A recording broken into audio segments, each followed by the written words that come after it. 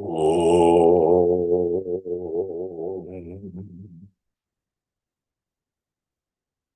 Om. Om.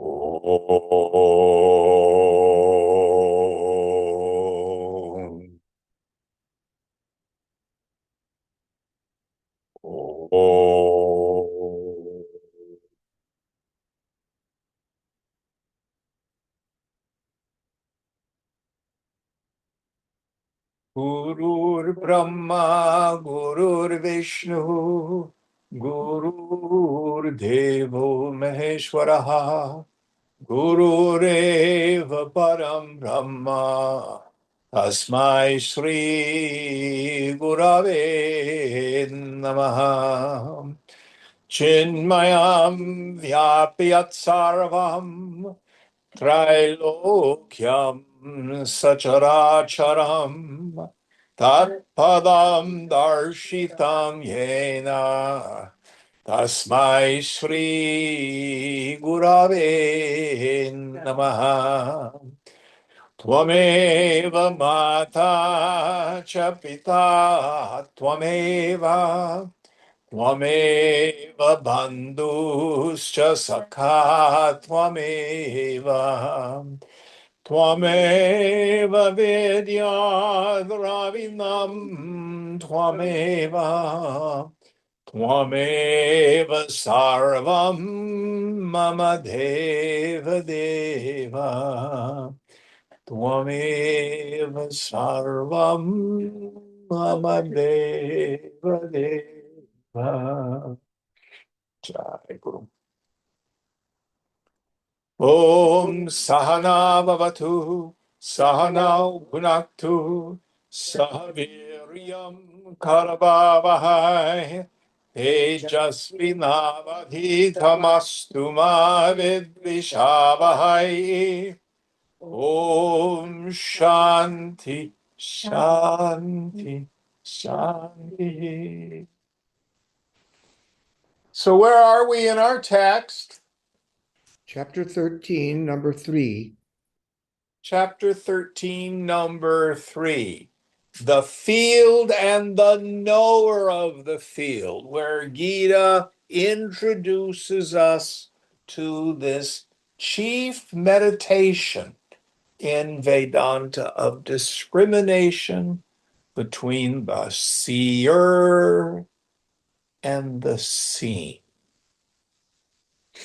So the field of experience, anything that occurs in the phenomenal world, if it's a physical object, cognized through the five senses, if it's energy, prana, if it's a feeling, a judgment, if it's a thought, a memory, or an image, if it's the ego itself, and even the avyakta, the unmanifest, meaning deep sleep,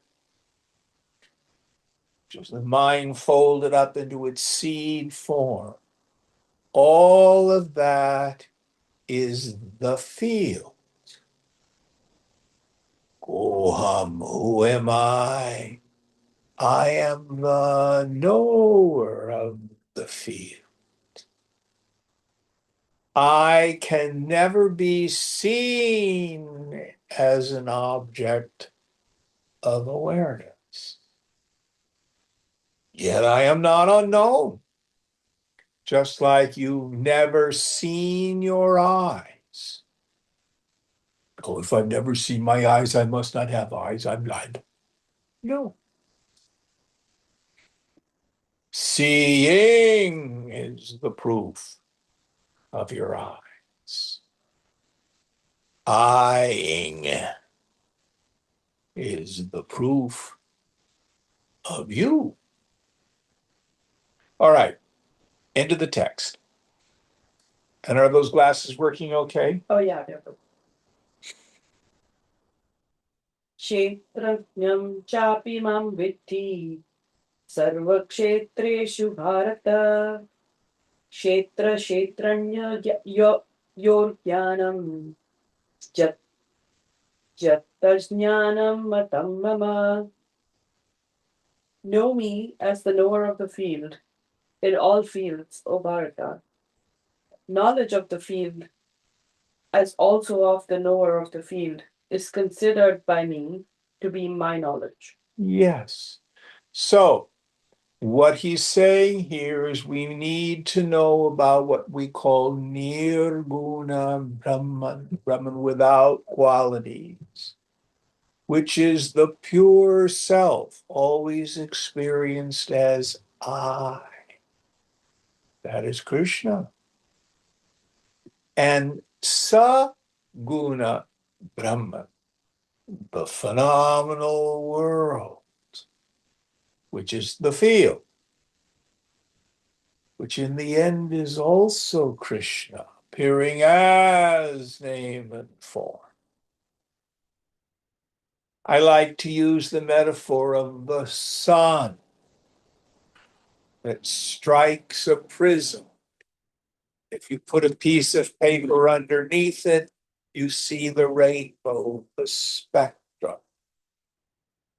The light in the spectrum is not different than the sunlight. It's just refracted by the prism. So by the Lord's Maya Shakti, consciousness itself appears as all this. Again, it's easy to understand if you go to the dream state. You are the God of your dream. You're one unified mind. If you dream about a horse, you don't have to bring a horse to bed with you. You dream about an automobile, you don't have to stuff cars in your ears. It is your mind that then refracts into a knower, various senses knowing, and various objects known. But there's no second substance other than your mind and the dream. That's everybody's experience. Now, you as an ego are not dreaming this. Ishvara is the dreamer.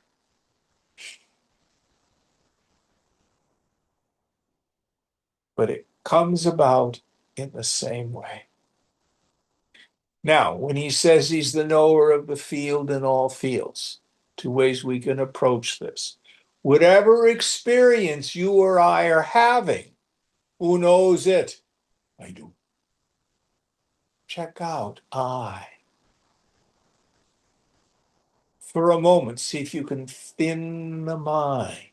Have this radical reversal of your attention. Who are you? Go on. And it's always just Chidakasha, the space of pure awareness. There's no solid person in there. Now, you folks, and when I say you in Zoom land, you refer to yourselves too. You see the room from your perspective. I see it from mine. You are aware of your body. I'm aware of mine. You are aware of your feelings and thoughts. I'm aware of my feelings and thoughts.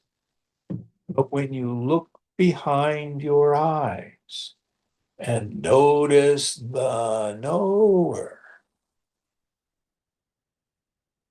there's just the space of pure awareness.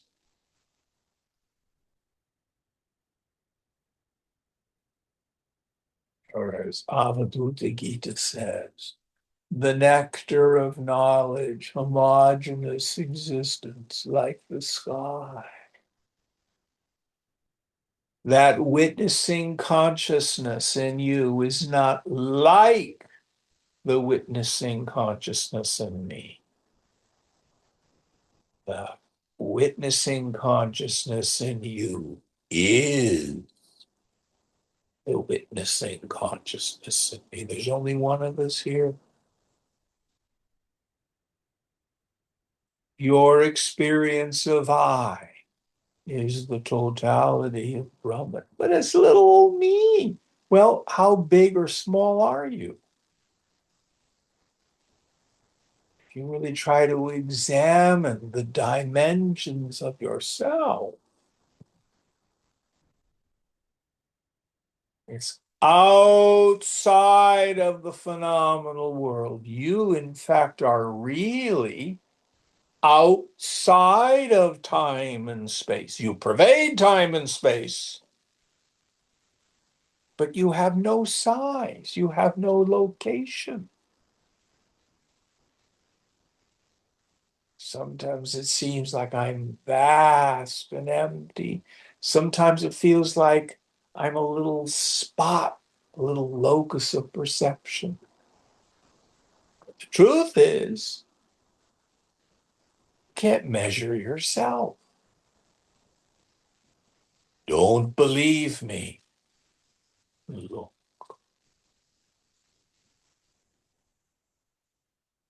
So Krishna is the knower of the field, in all fields, not just in all the human beings, but in the dogs and the frogs. Wherever knowing takes place, it is Krishna who is the life principle, the sentient principle, the knower in all beings. Next verse.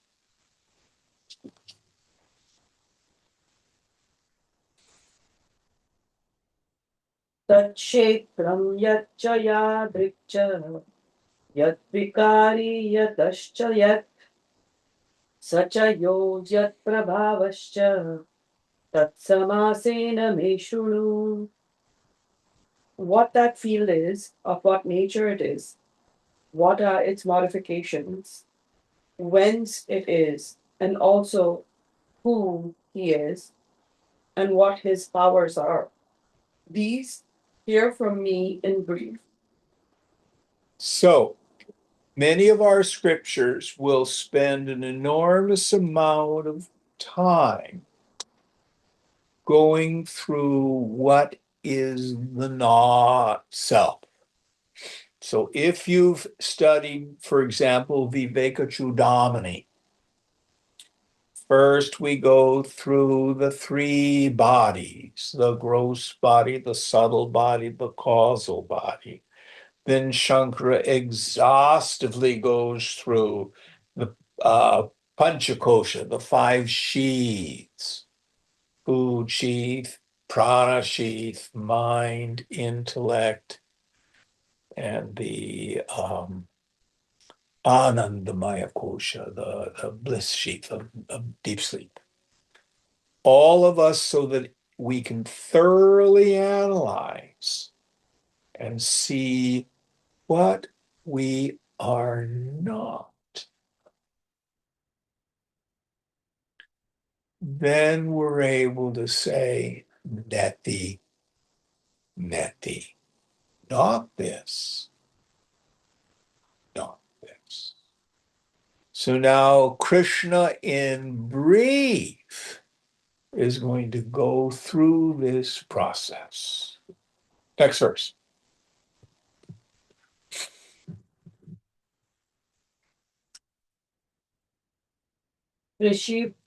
ऋषिभिर्बहुधा गीतं छन्दोभिर्विविधैः पृथक् बृहसूत्रपदैश्चैव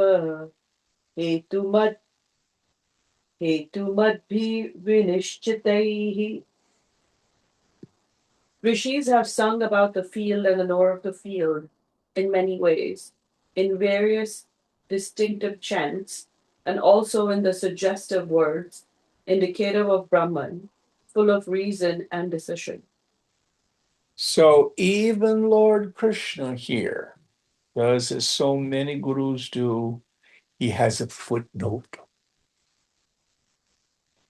Says, this is not just something I'm making up, even though I'm the Lord.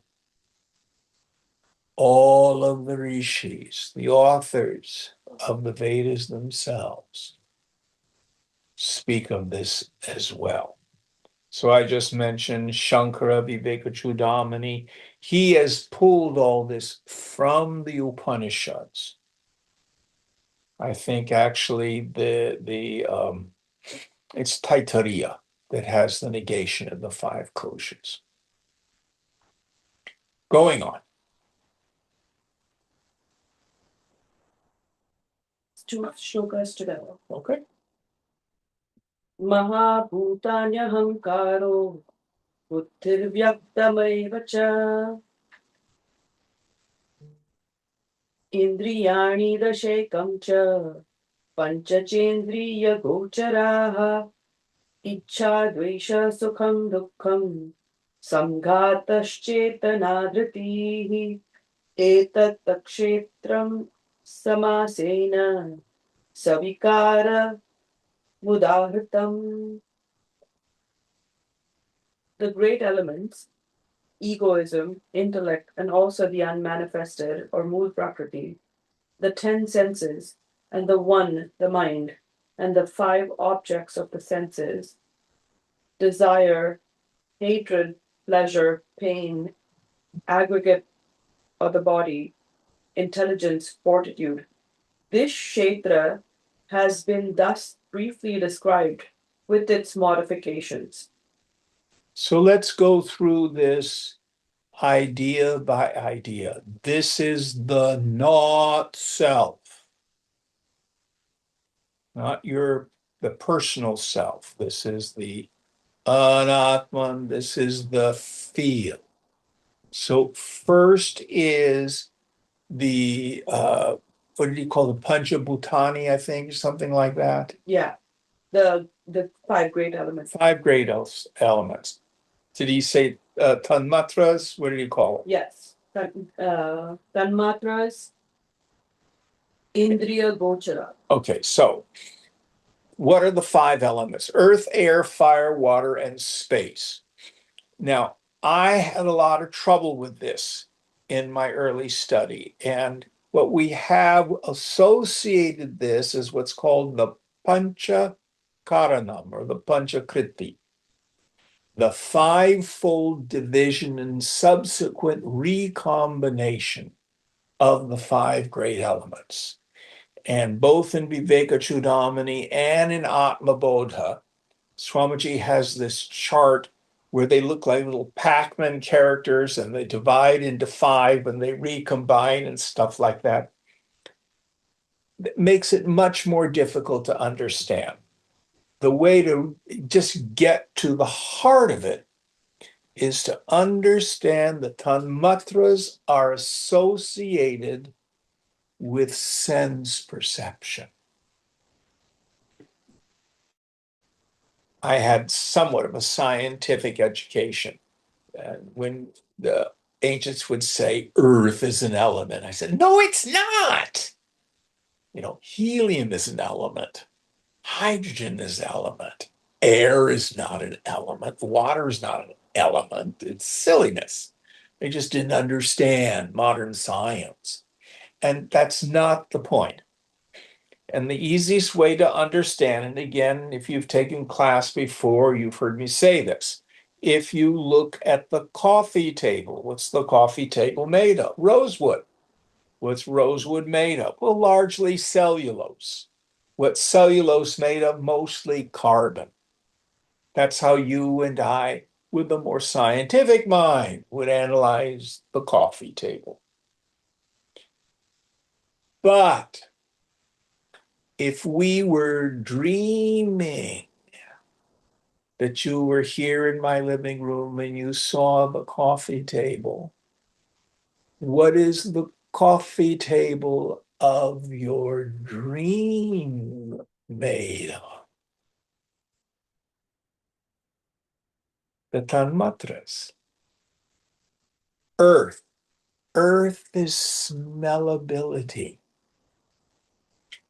I haven't done it in about a week, but if I put my lemon pledge on the coffee table, you can smell the fragrance of it.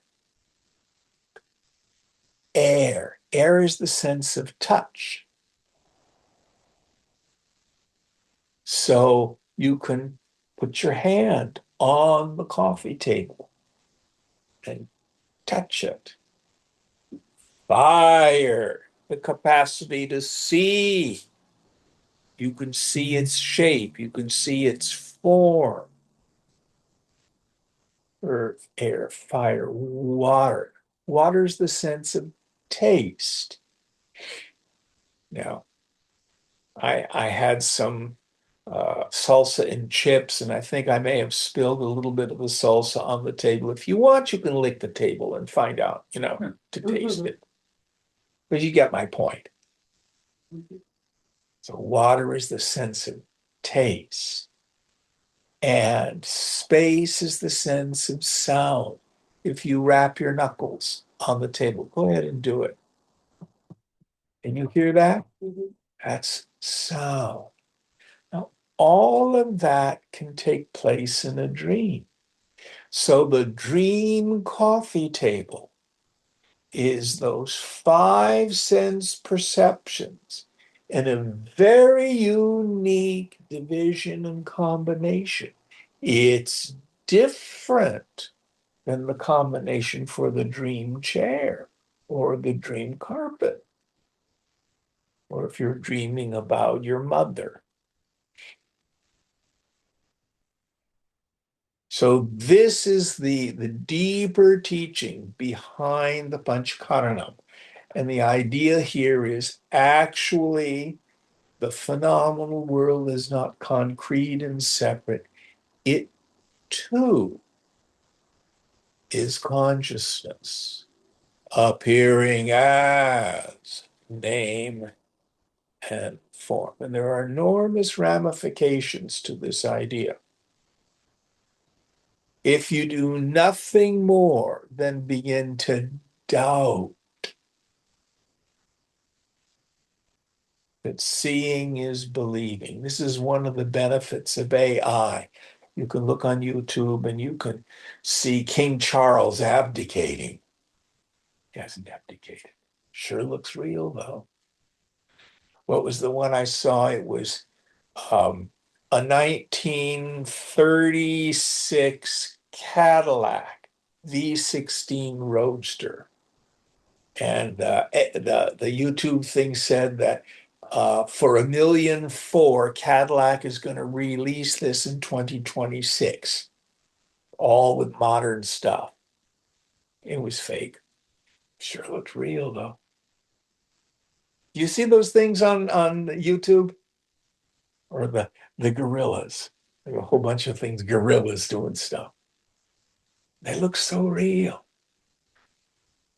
All this seen, but not real. And if we can only just begin to doubt the reality, the solidity of the phenomenal world, that's the best the scriptures can do through deep meditation. The truth or non-truth of what Krishna is saying will become evident. Okay, 5 elements. Next idea. Egoism. No, there was something before that. Read the top from the top. The great elements, egoism. Okay, he does do that next. My fault. So, and does he call it ahankara? Yeah, Mahabhutanya Hankaro. Yes. Okay, so this word ahankara in Sanskrit, which usually is translated as egoism, it's much richer in Sanskrit. It's a compound, aham plus kri, which means to make or to do. So aham is simply the first person pronoun. So it implies a kind of thinking, feeling, believing, bhavana that makes a personal sense of I.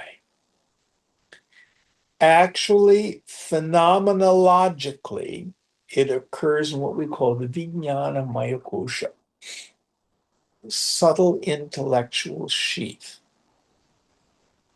And it's the karta, it's the agent.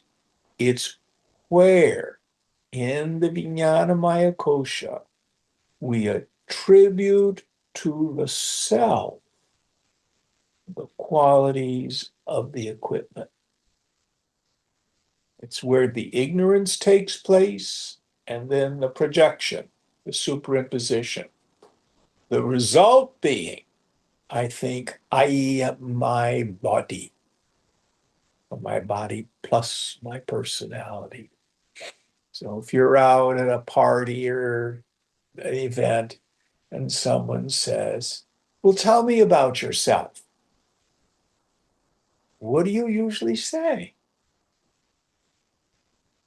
You know, where you were born, how old you are, what relationships you have, your family. In the United States, it's usually your job, where you live, maybe something about your experiences, where you went to school.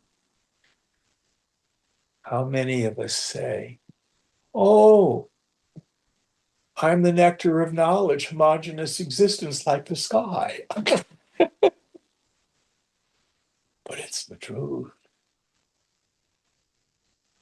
So it's ankriti, ahankara, that makes up that chit chaya, that phony I, that shadow self, that jiva bhavana, the feeling that I'm a person. And it's the not self. If you're in a situation where you become paranoid, self-observant, how am I doing? Am I okay? What do they think of me? Ego gets very thick. If you're totally engrossed in something that you enjoy, listening to music, maybe dancing, making love, an important project, that personal sense of self thins incredibly. But do you not see it thicken and thin? If you get triggered and something upsets you and you see this ego react, do you not know it? How can it be you? You see the ego. Ego is part of the field. It is not the knower of the field. Any thoughts on this? Next verse, or next idea, excuse me. Intellect. Buddhi, the place where thoughts happen. I think my intellect has the capacity to know. Most of us assume that my intellect has the quality of awareness. But actually, it isn't so. You do not have awareness. If awareness were a possession, who would be aware of the awareness? Is there awareness one, aware of awareness two? No. You do not have awareness. You are awareness. What the intellect is the awareness of the flow of thought. And here is where Swamiji would do his spiritual algebra. So I'm behind the blackboard, so I'm going to write in reverse so you could see it. I, intellect, equals A, awareness, plus TF, thought flow. In your head, do the problem 2 plus 2. Sing the song, Mary Had a Little Lamb. Visualize a strawberry. Remember what you had for lunch. That place is your intellect. But what you have is the awareness of the various vrittis, the various thought flows. Now, in algebra, if I take TF and I move it to the other side of the equal sign, oh, now I have to make what was positive negative. So I, intellect, minus TF equals pure awareness. This is why it's so simple. Thin out the mind. What does that mean? Reduce the frequency and volume of thought until you can begin to see it. Thought arise out of silence, exist, go back into silence. And then in that space between your thoughts, turn the attentive faculty within. Who are you?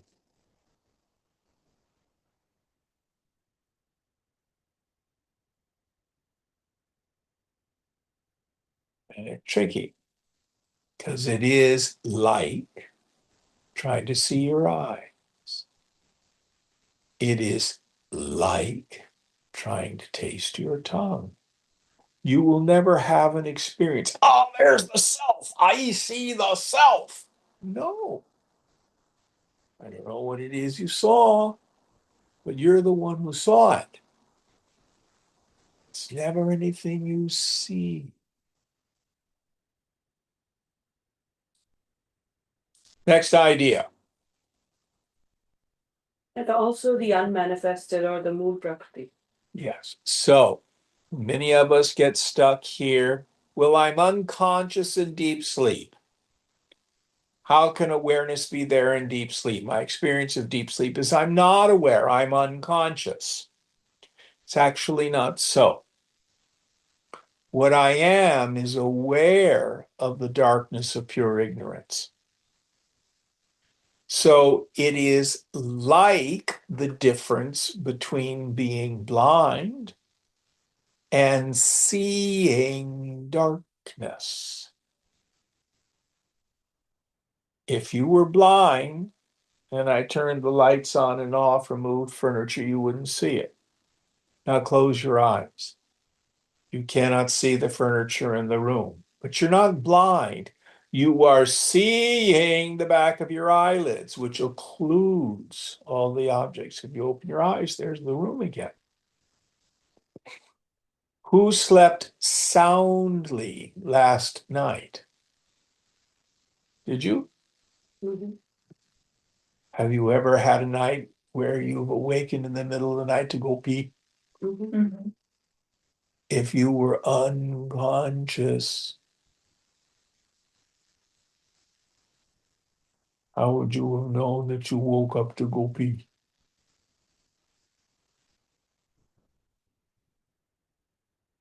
So I illumines the mind, folded up in its unmanifest state, the state of pure ignorance.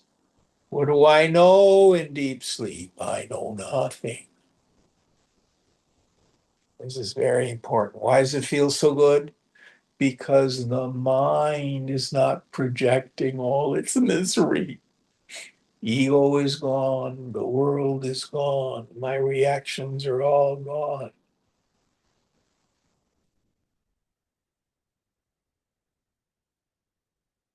Here's the self, here's the mind, waking state, dream state, deep sleep state.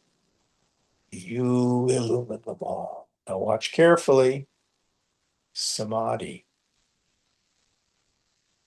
Mind returns from samadhi. Oh my gosh, there's nobody there. That's what happens. What is samadhi? Those moments when you're fully conscious, but there's no vimarsha. There's no movement, no deliberation in the mind. All right. Next idea. The 10 senses.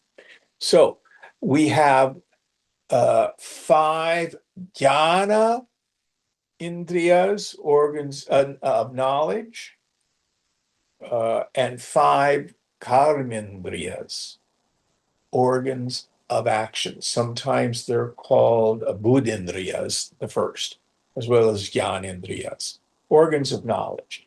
The organs of knowledge are eyes, ears, nose, tongue, and skin. Basically, the way to remember that it's information in. The karmendriyas are hands, feet, tongue, anus, and genitals. Energy out. So we don't have just 5 senses like we do in the West. In yoga, we talk about 10 senses, 5 organs of knowledge, 5 organs of action. Any questions about this? By the way, they also occur in the subtle body, not just the physical body, because you have all this activity in the dream state. You see, hear, taste, touch, smell, run around, hit things, stuff like that in the dream. So they're in the subtle body and then they function through the gross body in the waking state. Next idea. The one mind and the 5 objects of the senses. Yes, one mind. So manas. The mind is the world and the world is the mind. The mind is the place where I attribute value to things through memory, through judgment. The way I've parsed it for myself, I'm out at Ocean Beach and I'm sitting on the beach, and I look out and I see something white. That's direct perception, sense. Then the intellect comes in and it wants to determine the thatness, the suchness of it. What is it? Is it a boat? Is it a buoy? Is it a ship? Then once I've figured out, oh, it's a sailboat, then mind comes in. Oh, I love sailing. I remember going sailing with my dad. We used to sail to Catalina. That was so much fun. We were all so close. Gee, I wonder if I'll ever go sailing again. That's the mind creating the value of the world. Now, well, is this intellect or is this mind? What's going on? Don't worry about it. The important thing is to know if you can cognize it. It's not you. Various texts put various things. Is it buddhi or is it manas? It's unimportant where you put what slot you put a phenomenon. But also here, the objects of the senses are also that. One of the things yoga really asks us to look at, we actually never really contact the phenomenal world. So, for example, if you look at the water glass over there, to me, the water glass is red. Is it red to you? Mhm. Is it red to you?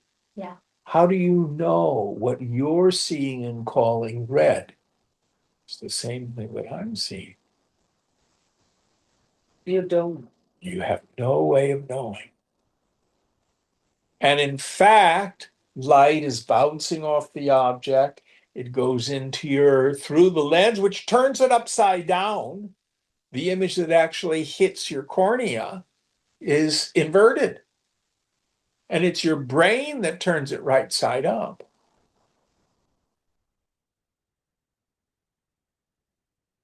A lot more mystery to perception than we think.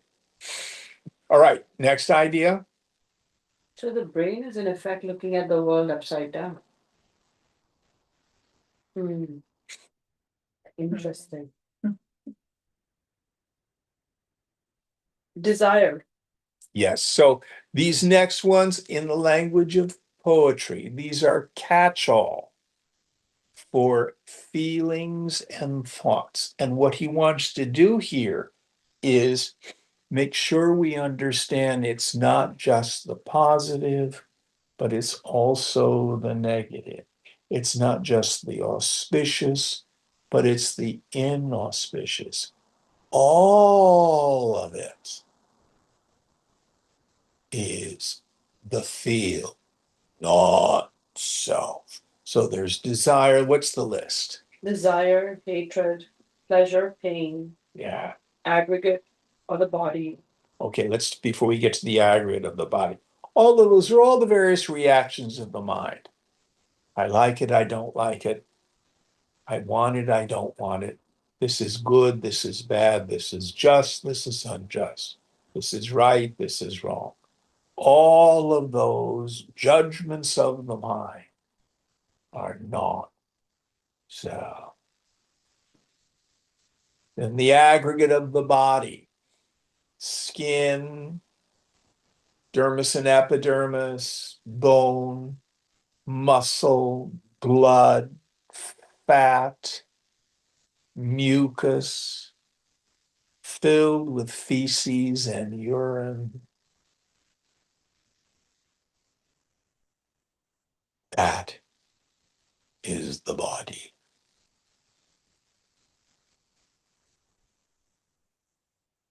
In Sanskrit, we call it the Annamaya Kosha.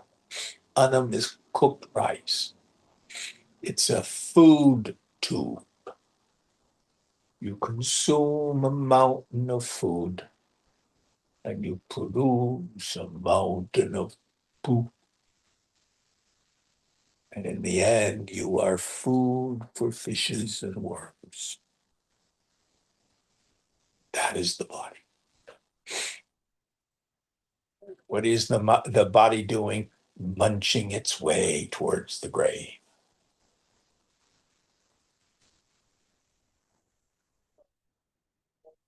Think, but it's not you. When you were a child, you had a little body. You went through adolescence, your body changed. You became an adult, the body's changed again. Some of us have hit middle age, the body's changed even more. Some of us are old, body really changes. But I am the knower of the changes in the body, the aggregate. Next idea? Intelligence. Yes. So all the things I figure out. And this capacity for deep and profound insight. So there is something in the world of the not self that's incredibly important. The scriptures call it pratyabhijnana, recognition, the aha. It is the subtle intellect, the intelligence that has the realization, oh, I'm not the body, I'm not a person. I am Brahman. Note very carefully at the moment of realization, the insight is not, I am a realized person now. Oh, I'm like the saints. Oh, more foolishness. Ramana Maharshi talks about how the ego that used to be identified with station in life, with family, with caste, with culture, then wraps itself in the identity. I'm the yogi, I'm the spiritual seeker. And that's also ego.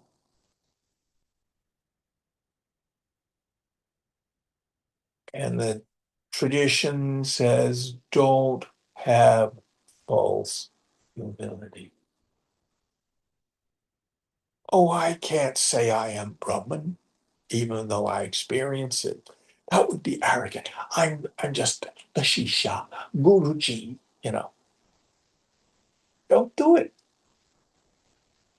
Be ruthless. Who are you? What are you? Have the courage to live up to your essential nature. Now that pratyabhijnanim, that aha, that recognition, where does it go in deep sleep? On. It is something that happens to the mind. But my problem is in the mind. My problem is I think I'm a person. Once I think I'm a person, I'm not enough, there's not enough.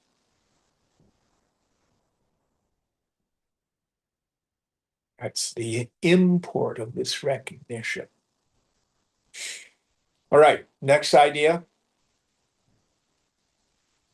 Fortitude. Yes. So fortitude's important, but fortitude, as valuable as it is not self. Who is it who has fortitude? It's the bodies, it's the equipment. The self has no fortitude. The self is nirupa, without any qualities, without any form. Next idea. This Kshetra has been thus briefly described with its modifications. So, sum it up.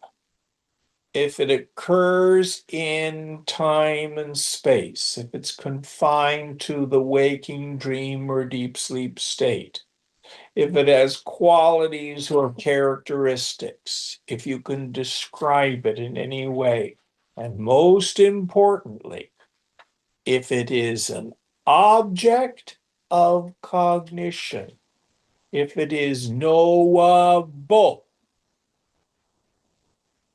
it is kshetra, field, not self. Most important.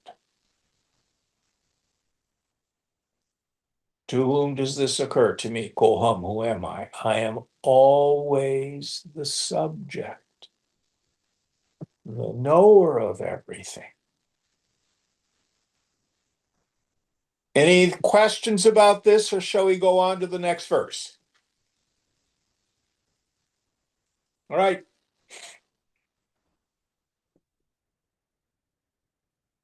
Amanitva madam vitva mahimsa kshantirarjavam acharyopasanam shaucham sthairyamatma vinigraha.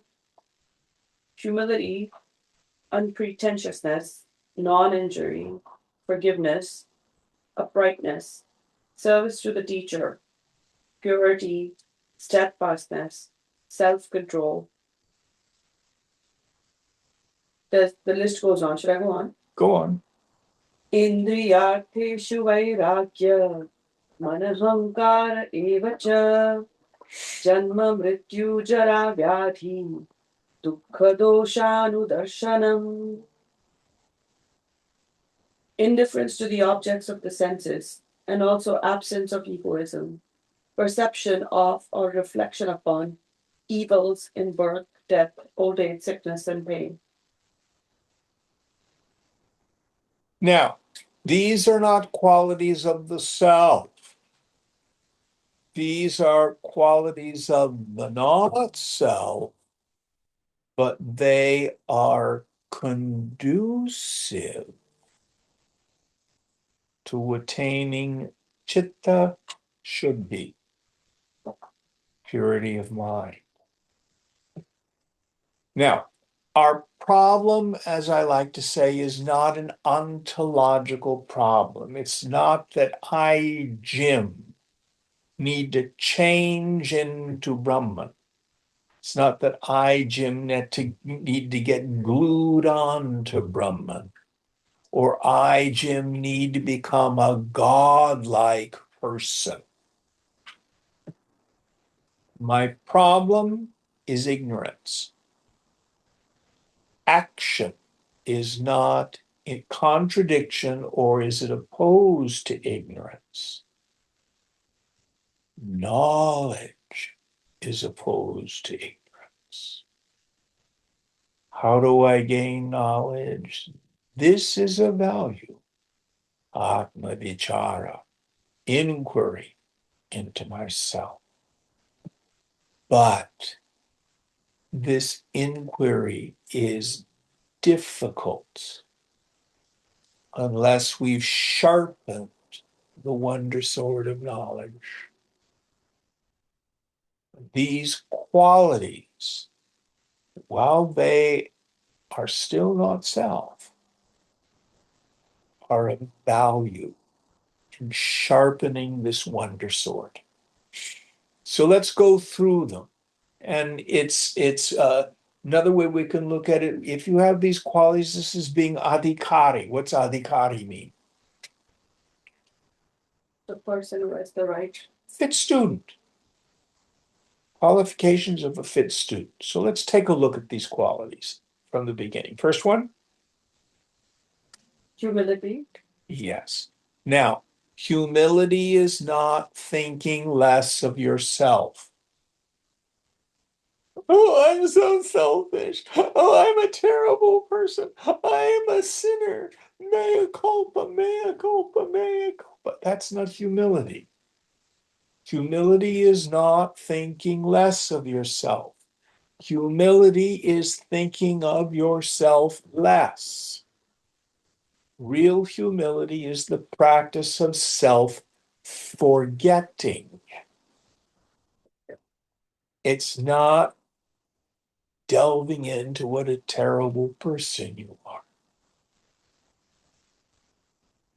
Now, in terms of our doshas, our defects, our kleshas, our defilements, humility is also rigorous honesty about our psychology. Aha, yeah, I have this particular character defect. I need to work on that. I obsess on this, or I have codependence here, or I'm afflicted by a need for revenge, etc. That's part of humility, is being able to have that kind of reflection.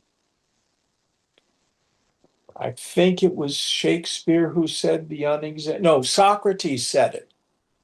The unexamined life is not worth living. This is part of it.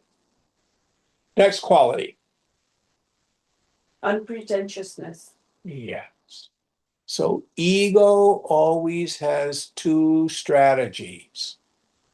In any environment, it wants to be just a little bit better, or maybe a lot better than everybody else, or wants to be worse than anybody else.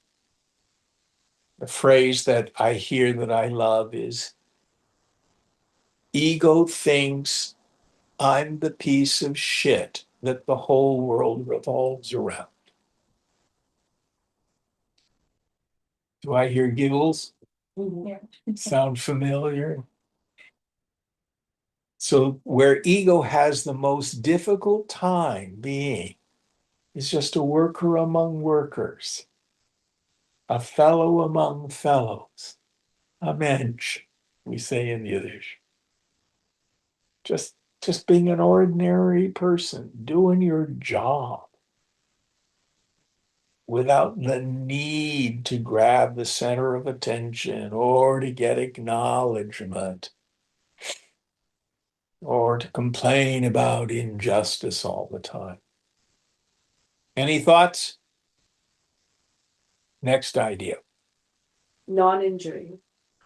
Oh, my opinion, all of the yamas and niyamas that we get in Raja Yoga, the moral precepts, all boil down to ahimsa. Ahimsa always goes in two directions. Externally, don't kick the dog. Don't yell at people. Don't do violence. But if I go, oh, why did I do that? I'm such a piece of crap. Oh, God. When I beat myself up, for many of us, if you heard some woman in a market saying to a child the things that you or I say to ourselves, we'd report them for child abuse, Mhm. wouldn't we? No one is ever improved by doing violence to their own psyche.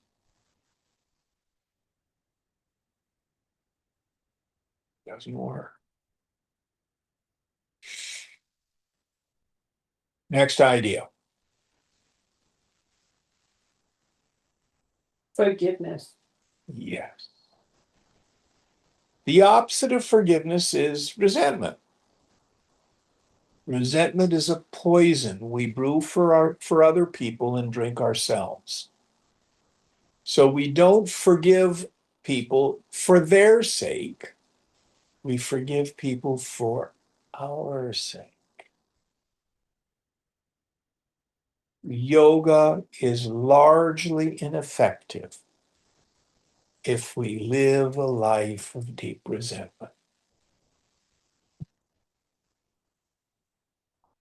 Now, how do I come to forgiveness? There's an old slogan, you spot it, you got it. When I think of the person who has hurt or harmed me, have I ever behaved in a similar way? Maybe not to the degree that they have. Chances are we have.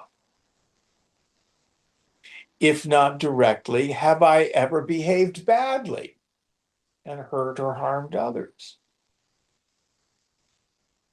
If we're honest, yeah. When I have behaved badly, why did I do it?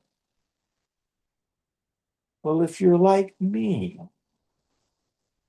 I've been hurt or frightened. Those are the chief activators of my bad character defects. I know what it's like to feel hurt. I know what it's like to be frightened. Now you know why that other person did what they did. Doesn't mean they're right and I'm wrong. We're not talking about who's right in the situation. What we're talking about is why did they do a harmful or hurtful thing? Because they were hurt or frightened, or sometimes just completely unconscious, and I personalized it. But once I can see that they, like myself, caught up in the sickness of egoism, then I can move from blame to forgiveness. It's the doorway to compassion, con pathos, to feel with someone. I can let them off the hook. This does not mean I need to condone their behavior, but a yogi must learn to forgive.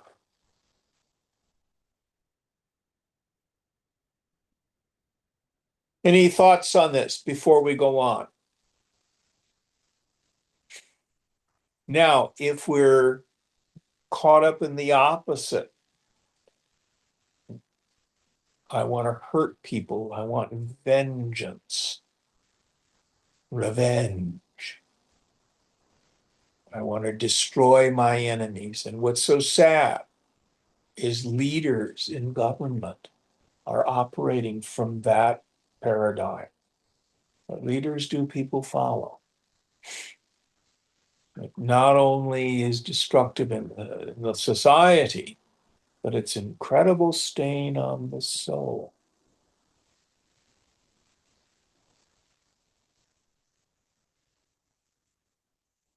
It doesn't mean being a doormat. Doesn't mean we don't have a healthy boundary. But that's different than being vengeful. Any thoughts on this before we go on? Forgiveness, if it's hard, pray for it. God, grant me the ability to forgive so-and-so. Let me see that they are an incarnation of you. Let me see that they are a suffering human being caught up in the Jagat Jala, the web of the world, like everybody else. Next idea.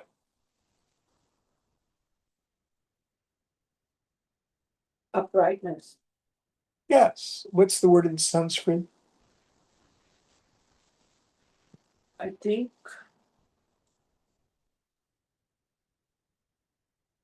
Ahimsa, Shan.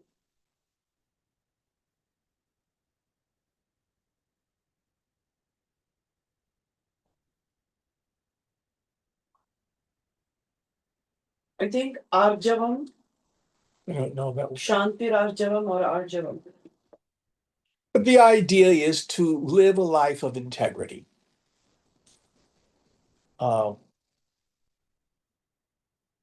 Be truthful, be honest, show up as a woman or a man of your word. If you say you're going to do something, do it. You say you're going to meet somebody at such time, do it. Go out of your way to show up as a person of your word. I love what St. Francis says. He says, wherever you go, preach the gospel, and if you must, use words. Humans are apes. What we do is we really learn by imitation. Who you are will speak much louder than anything you say.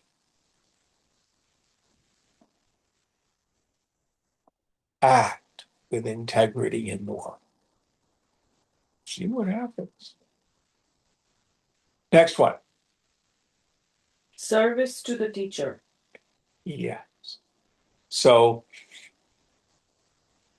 it not only means that it's of value to serve the institution of the spreading of the Dharma, but also serve the society.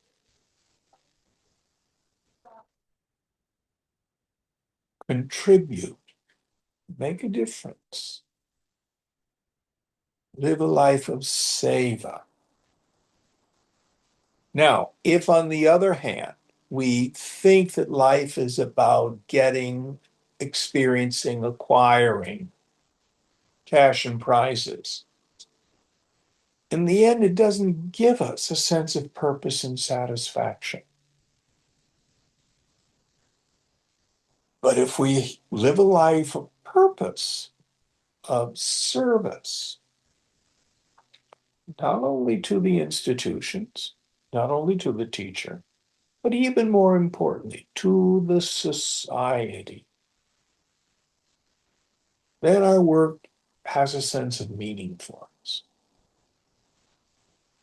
Next one. Purity. Saucham, or Shuddham.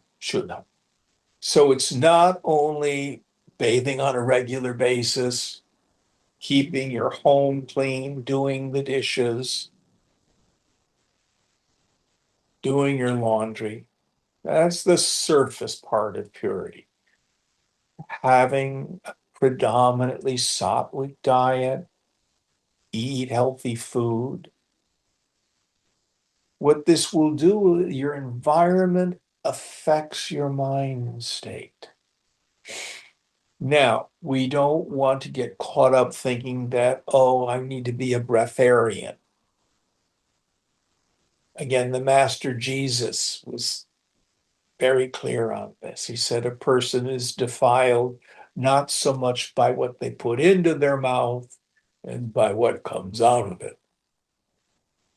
So to live a very Brahminical way of life where you're just so pure and you're full of gossip and criticism and rancor, you miss the point. So you want to have Ch13, purity of mind, which is far more important. Next one. Steadfastness. Yeah. So many of us enter into the spiritual life as the result of some crisis, a health crisis, a broken love affair, a financial disaster, a huge disappointment, the loss of a job or a business. But if that's the motivation, it may be our start, but chances are when things get a little better or there's some distance, we lose the yoga balam, the power of yoga, the strength of yoga. What's the word for steadfastness? Sterya Atma. Yeah. So you want to be steadfast. I openly tell people I've been a crappy yogi. All sorts of mistakes, the world would say.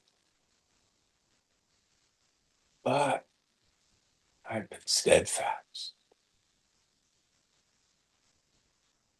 58 years as a yogi. Jim, I have a question. Yes. So steadfast here means unwavering dedication and belief and practice. Like even though you make mistakes, you know this is the path, you keep on it. Yes. Yes. Keep on keeping on. And even if you waver, get up and get back to it. Got it. Thank you. Good question. And the last thought in this stanza is self-control. Yes. So what self is to be controlled? We need to discern the difference between the indulgent part of the mind and the deep intuition. The indulgent part of the mind is the inner 2-year-old. I must have it this way. I'll never have it that way. I don't want to eat my broccoli. I want ice cream. That's the essence of the juvenile mind. And to master that is to attain to yoga arudha, which we talked about in earlier chapters. To no longer be tyrannized by the indulgent tendency of the mind. Only then can the intuition operate in an effective way. If we don't have that kind of self-control, we're absolutely tyrannized by our likes and dislikes.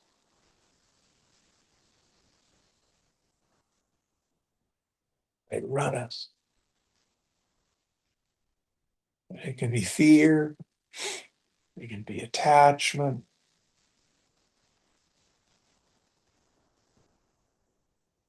The yogi learns to like step forward and lean into discomfort. Oh, what's this about?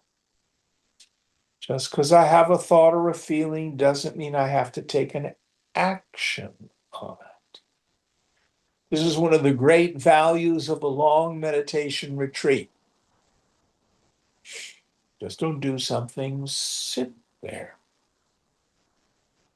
You learn that all these things pass, but they're temporary. All right, it's a good place to stop. What verse are we on for next week? 9. Om Purnamata Purnamidam Purnat Purnamudachyate Purnasya Purnamadaya Purnameva Vashishyate. Om Shanti Shanti Shanti. Hari Om Shri Guru Bhyo Namaha. Hari